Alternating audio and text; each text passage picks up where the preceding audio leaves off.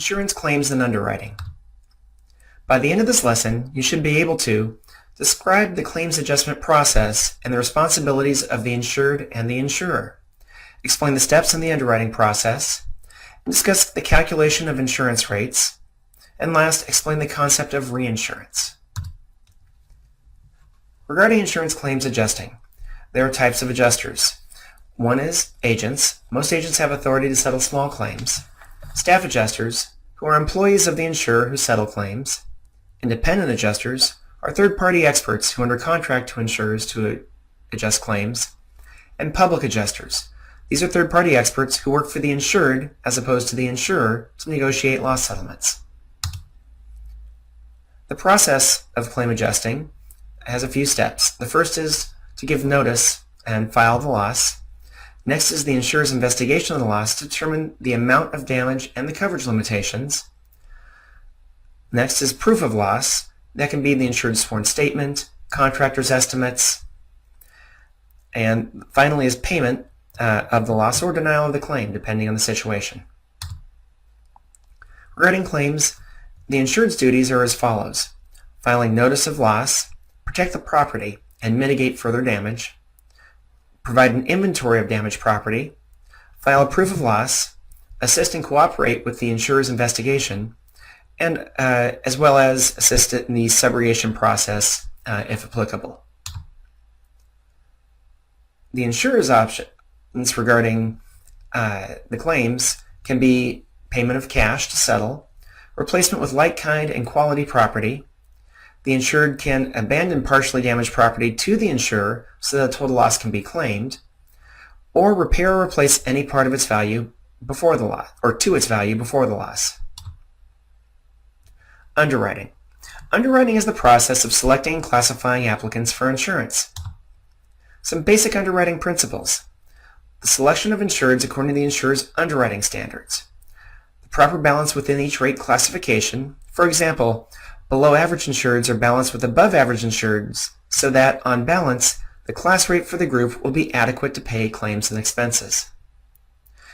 Equity among policyholders. For example, one group of policyholders should not unduly subsidize another group. Some steps in the underwriting process. The agent is generally the first step in underwriting, also referred to as field underwriting. He or she screens applicants against the underwriting guidelines issued by the insurer. Additional steps in the underwriting process: to obtain additional information from a variety of sources: the application, the agent's report, the inspection report, physical inspection or medical examination, medical records, motor vehicle records, credit records. Make the underwriting decision to accept the insured, or accept subject to restrictions or modifications, or to reject the insured.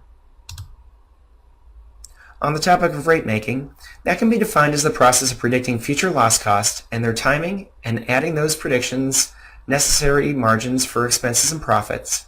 That's referred to as rate making.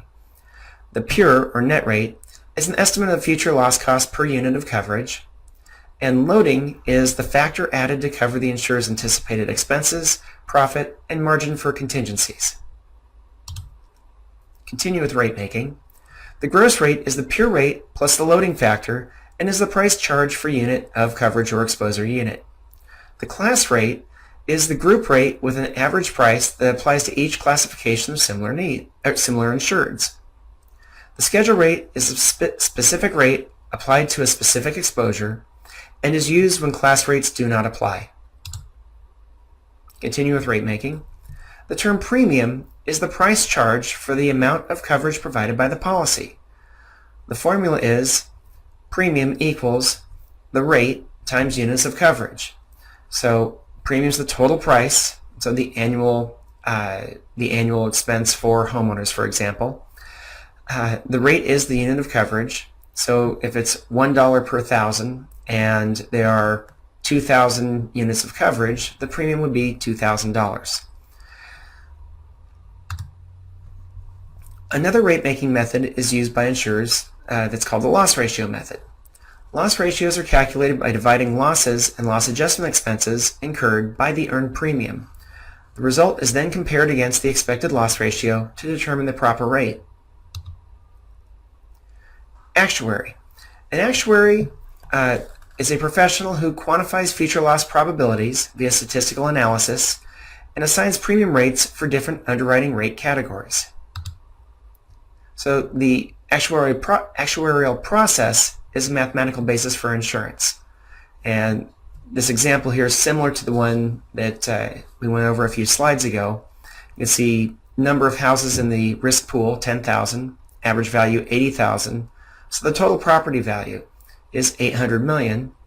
And if the predicted losses are 1.5% for the policy period, that would leave 12 million in losses that need to be paid out or are expected to be paid out.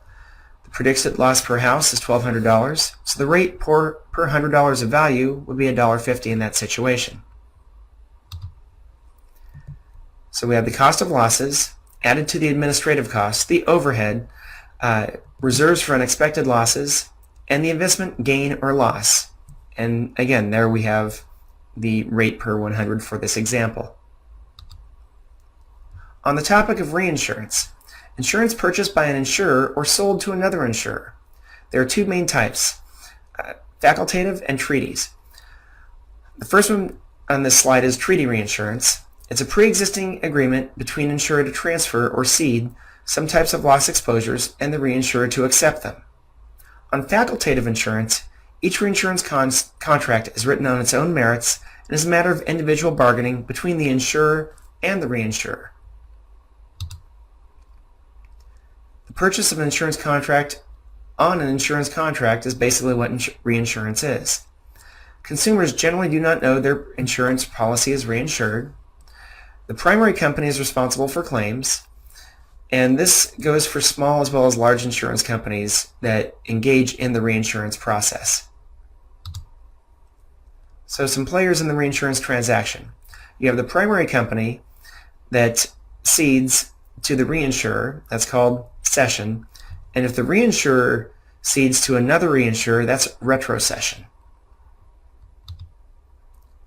So here's an example for a $500,000 loss. It's a $1 million exposure between three companies. It may start out that the primary insurer is going to have $200,000 of coverage, the first reinsurer $300,000, and the second reinsurer $500,000 for the total $1 million exposure. And the next column you see the pro rata percent. In the event of a $500,000 loss, the payment would be split pro rata between those three companies based on their percentage. To summarize, in this lesson we learned about the claims adjustment process, the underwriting process, the calculation of insurance rates, and the concept of reinsurance. Thank you.